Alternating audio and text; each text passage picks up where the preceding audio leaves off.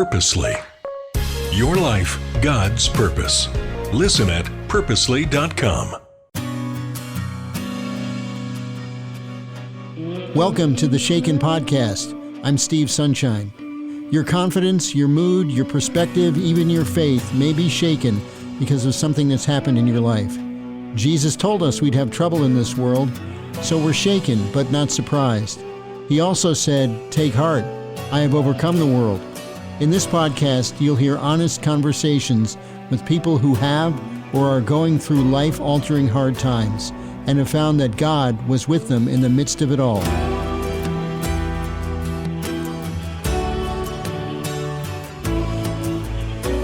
2 years ago, I fell and broke my foot, so I don't get to walk anymore. Well, if I don't ask for help, I'm not getting out of bed. This January, I fell with my wife and broke my femur into my knee. I don't stand on my own anymore. I'm going to have physical therapy after this. And if I don't ask the therapist and another guy to help me stand, I don't stand at all. And so in a way, it was forced, in my opinion, how I just had to ask for help, because I would have kept charging.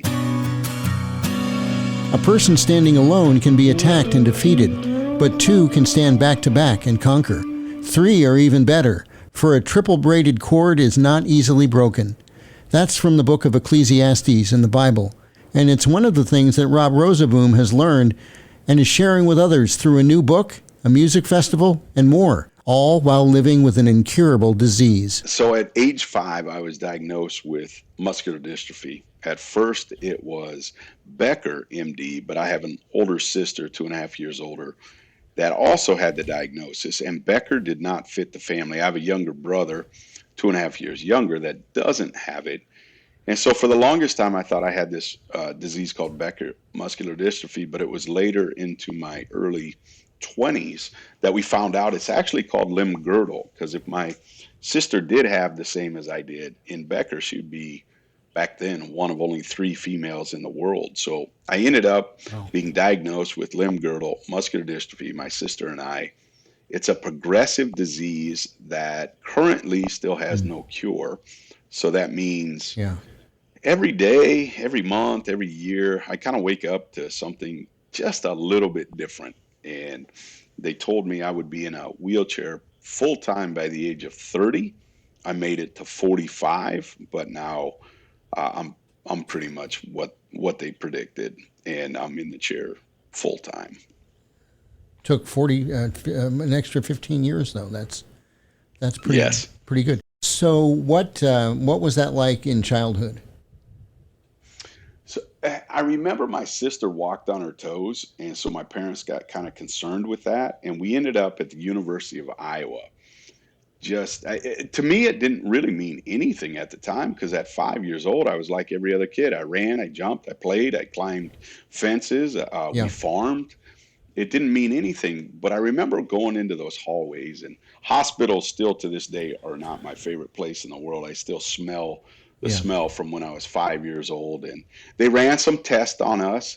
They did a skin graft, just a little one on all of us. That's how they tested back then. And found out I had a diagnosis, but it didn't mean anything because I was still as active as every other kid. When did you first have symptoms that affected your life? 6th grade, and the story is in the book. And that's when it started, was 6th grade, where all of a sudden I started noticing I wasn't measuring up like every other young person. What was that like emotionally? Emotionally, it was awful. That's when I was probably at my darkest, the grades of probably 7th, 8th grade. I no longer wanted to be here anymore. I talk about that in the book as well. Just really, the pain was very, very intense. And the anger, the confusion. Why is this my life? Why is my brother not diagnosed with this? And yeah, it was hard. It was really, really hard.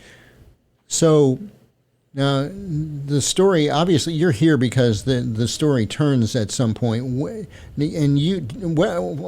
let's go to the spiritual, I guess, at this point. At what point did you come to know Jesus?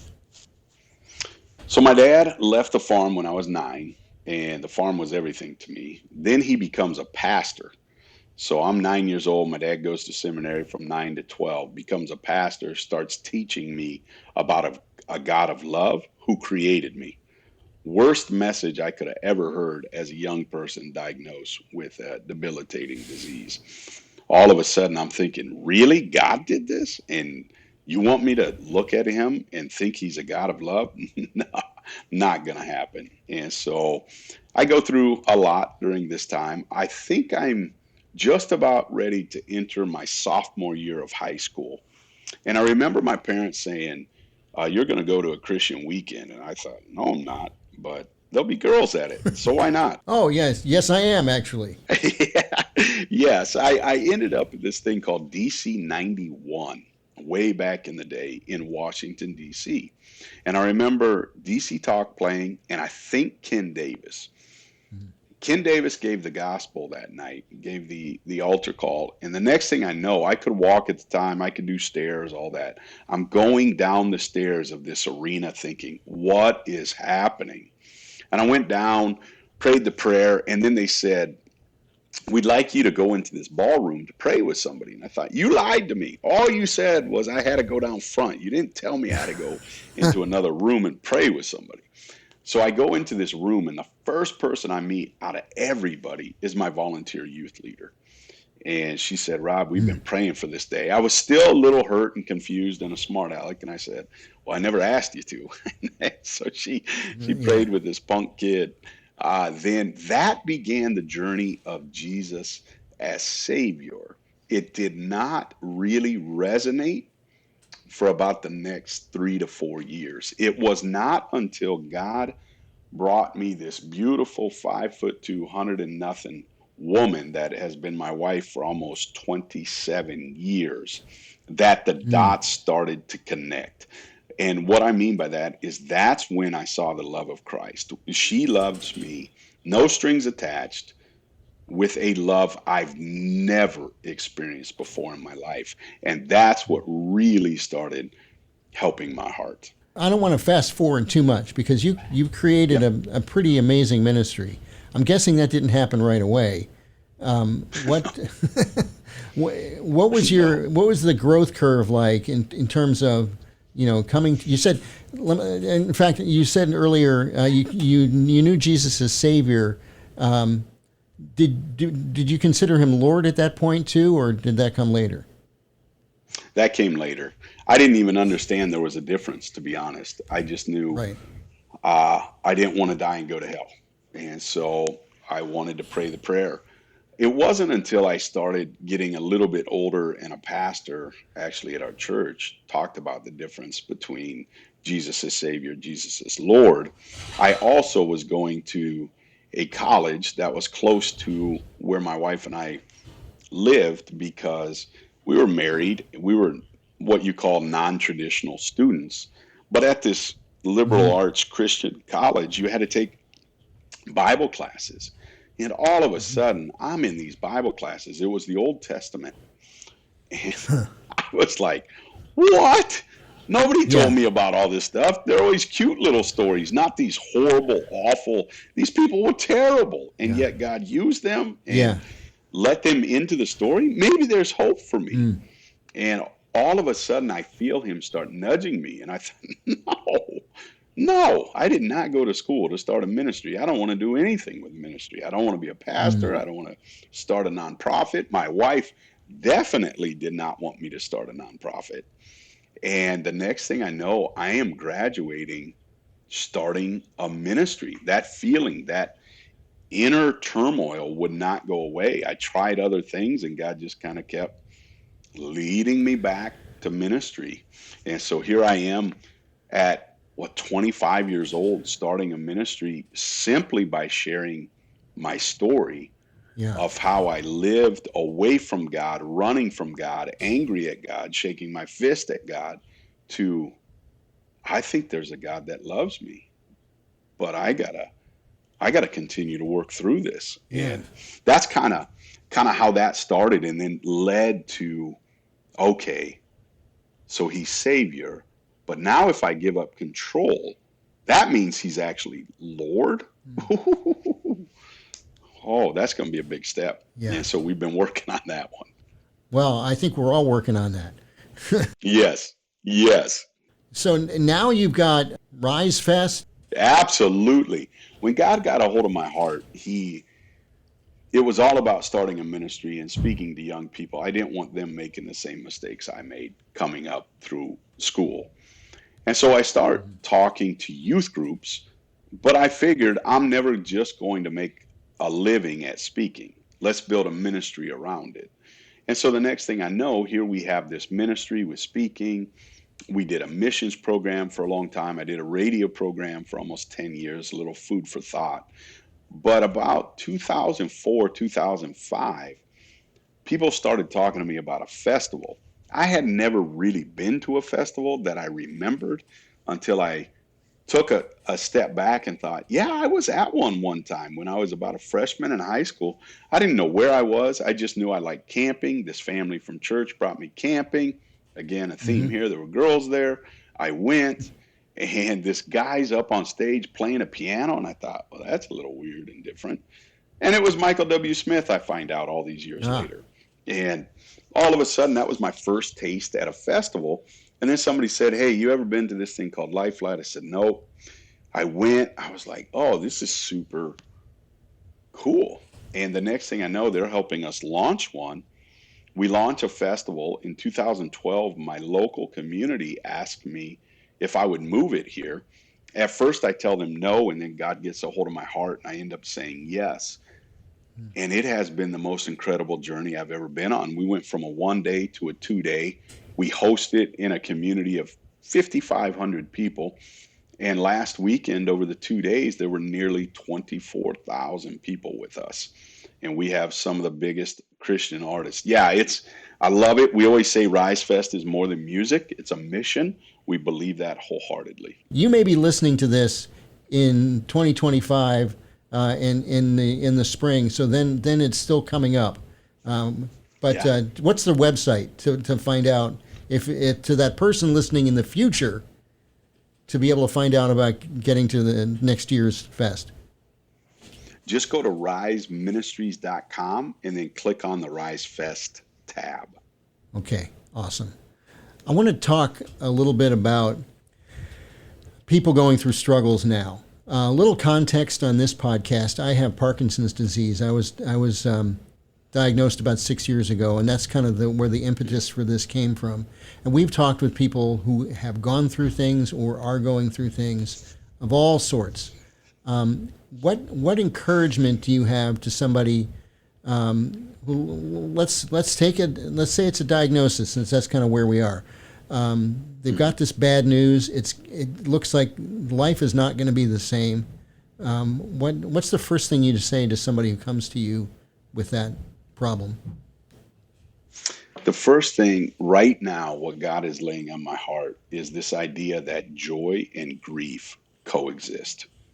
For the longest time, I thought if I had grief, I couldn't have joy. And if I had joy, I couldn't have grief. And it's a lie. The other thing is emotions are real. Let them out. It's okay to be upset. It's okay to question. It's okay to be hurt for a while. We've got to talk about these things and figure out, okay, how do I process this? The other thing that I say often is adapt or die. Our world is ever changing, and if you don't adapt, it will kill you. Internally, emotionally, spiritually, etc. And I have found that I don't like my new normals all the time. I really don't. When something changes, the body doesn't work the way it did before. I don't like that. And so I grieve it. And if you're in a relationship, whether you have a husband, spouse, boyfriend, girlfriend, or just friends in your circle, they're going to have to grieve it with you. Because what you just mentioned, Steve, is life doesn't look the same. And if life doesn't look the same as it did yesterday or 2 days ago, those that are close to you, let them grieve with you, because they need to grieve as well. Because it's, but I want you to know that even though there's grief, there is joy. The book title is Broken, Still Chosen. finding hope in Jesus when you feel unloved, unseen, or forgotten, I want you to remember there is a God that loves you, sees you, and definitely remembers you, even when you're at the lowest point in your life. Yeah, that's very good. One of the things that when I look at your story, I think we can all learn, no matter what's got us down, whether it's a diagnosis or a broken relationship, or you just are fighting depression. God, the element that you have, or whatever the issue is, doesn't mean He's not going to use you. You're not Right. thrown away. He sees you. What's that journey been like for you in terms of realizing I don't have to be done. I still have, not only do I have value, but I have a role to play. I ask people all the time, who's speaking into your life? For the longest time, I think I Hmm. had the wrong voices speaking into me. And I've had some great people, longtime friends that have been speaking, but so often I would let the negative voices outweigh their voice. And all of a sudden, not only were their voices still speaking into my life, but God brought a leadership group into my life that started speaking into my life that has never met me before, had nothing to gain by saying positive things about me or the story or anything. And all of a sudden, it started to resonate. And I thought, you have nothing to gain here. Why would you say those nice things? If if you've got nothing to gain, unless is there some truth to them? And all of a sudden, I started paying attention to who's speaking into my life and what they're saying. And I have we call it a harsh judge inside of me. I'm sure many people listening to this podcast could relate to that. And we are definitely trying to quiet that voice more and raise up the next voice. And all of a sudden, these voices are saying, Rob, you have purpose. Your perspective is different than anything we've been around before. I need to hear more about it. Really? You- Really? Huh. And it just really started to hit. And then part of it, I don't know if God gave me this when I came out of the womb or what, but I just got a fire that I want to keep going. I tell people all the Yeah. time right now, I want my breaths to count. I've said for the longest time that want to leave the world a better place when I'm gone. I want people to know Jesus. I want people to find hope in Him. And that really does keep me going. And I've watched God. It's only been probably even maybe since writing the book that all of a sudden I'm noticing His little whispers to me. And oh, do they mean the world Mm. to me when they come. And Yeah. so I would say to somebody that's wondering, do you have, of course you do. If there's breath in your lungs, there's purpose. You may have to figure out how much fight you got inside of you because we can all get Yeah. depressed really, really quickly. And we can get frustrated and say, you know what, it's easier if I just don't push, or if I don't have people help me, or if, ah, I don't know, I'd rather keep going. So I've allowed people into my life that sometimes makes it uncomfortable. I gotta, I pretty much have to have help for every aspect of life. Well, I could stay home and make that easier, or I could get a little uncomfortable from now and then, Yeah. and even write some stories and put them in the book about how funny things happen, and just get out there and live a little bit of life. And I don't know, there's just something inside of me that says, God, please don't be done with me yet. I'm not ready to Yeah. be done. I hear that. You sound like somebody who is a driver, like a kind of a type A sort of personality. What I would imagine that a physical limitation on somebody with that personality type would be particularly hard. Was there a wrestling to learn to not to try to do everything in your own strength, and to rely on Yeah. God and to rely on other people more? Yeah, you hit the nail on the head. It was a ginormous wrestling, almost a forced wrestling, meaning I didn't like to give up and I didn't like to ask for help. Hmm. But eventually it was inevitable asking for help. Right now, 2 years ago, I fell and broke my foot, so I don't get to walk anymore. Well, Oh, if I don't ask for help, I'm not getting out of bed. This January, I fell with my wife and broke my femur into my knee. I don't stand on my own anymore. I'm going to have physical therapy after this. And if I don't ask the therapist and another guy to help me stand, I don't stand at all.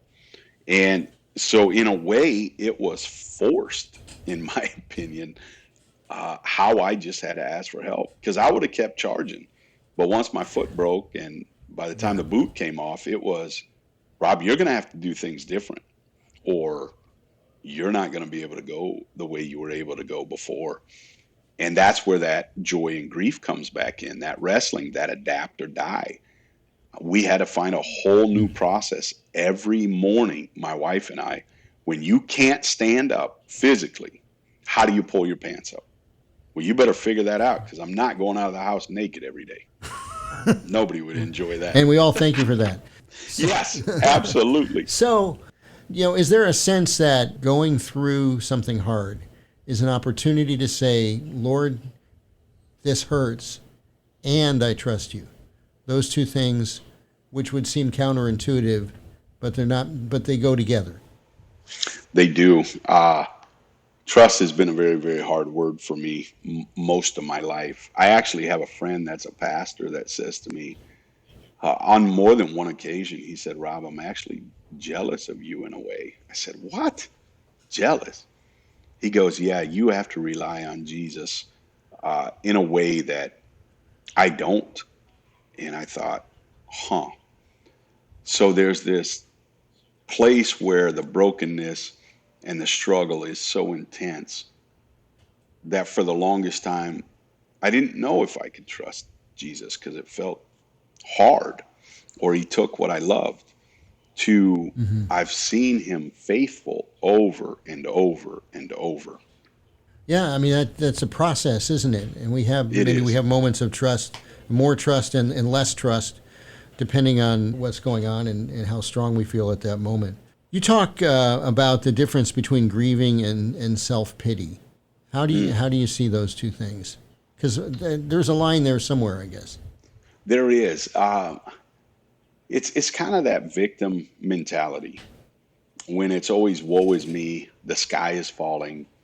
At the end of the day, we're all broken. I think we talk about that in the book. Everyone's brokenness is different, but grief and pain is the same.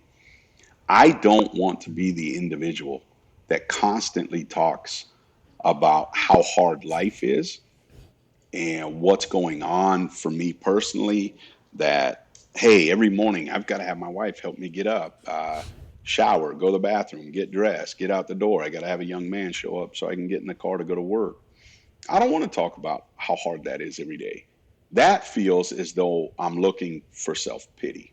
I am not looking for pity. Not at all. I don't want your pity. I may want your understanding every now and then, or that looks really hard, Rob.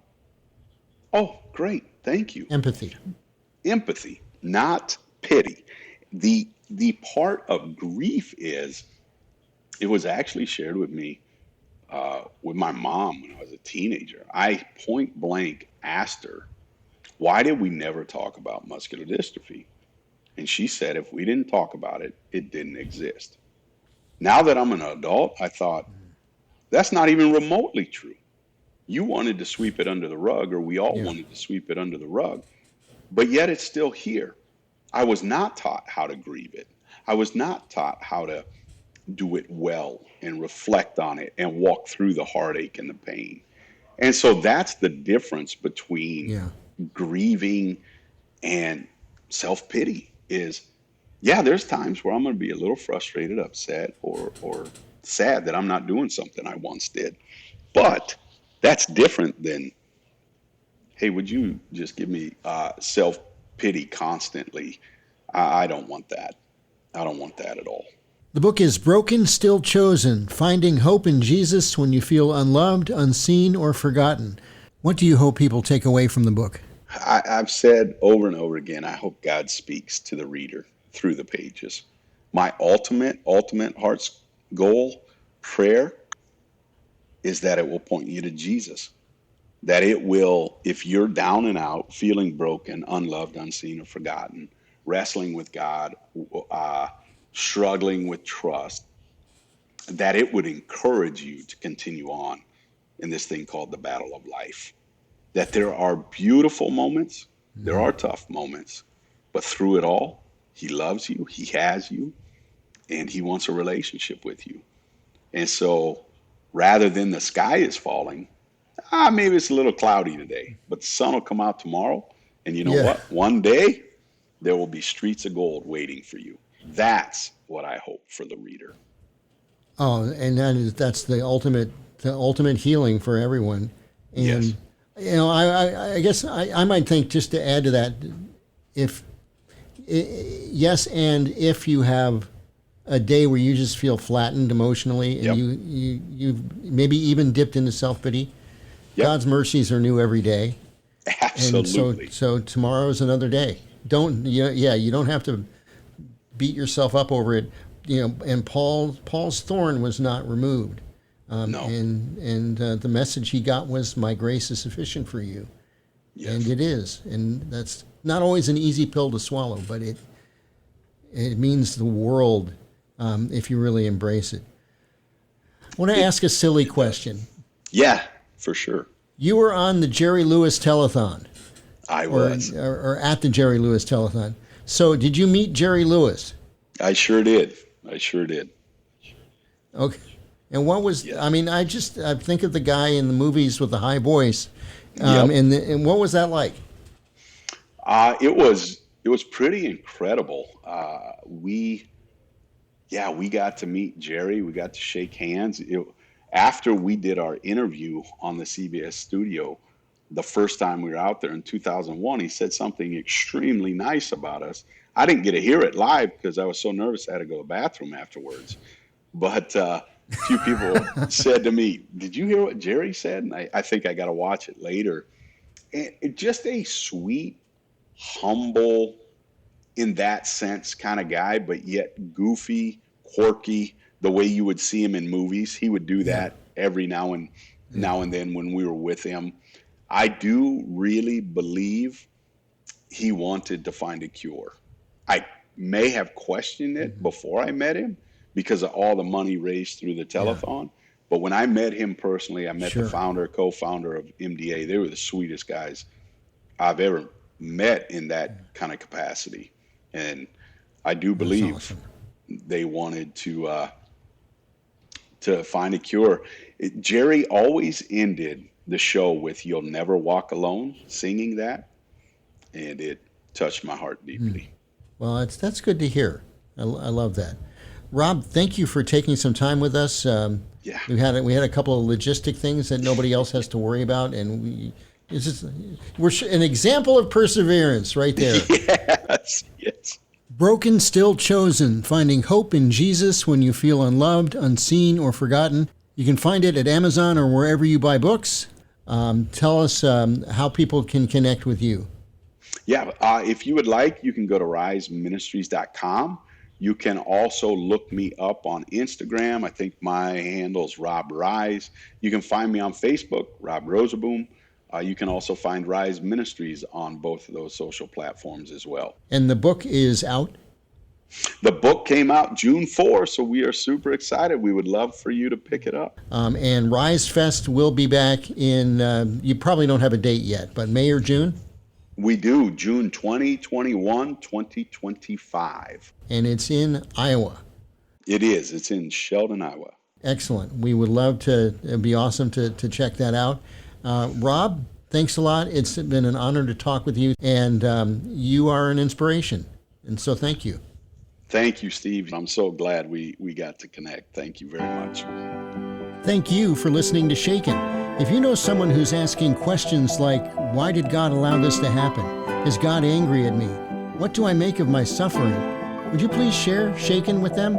You can help more people find Shaken by liking and subscribing and reviewing this podcast. You can find more episodes at purposely.com or wherever you get podcasts.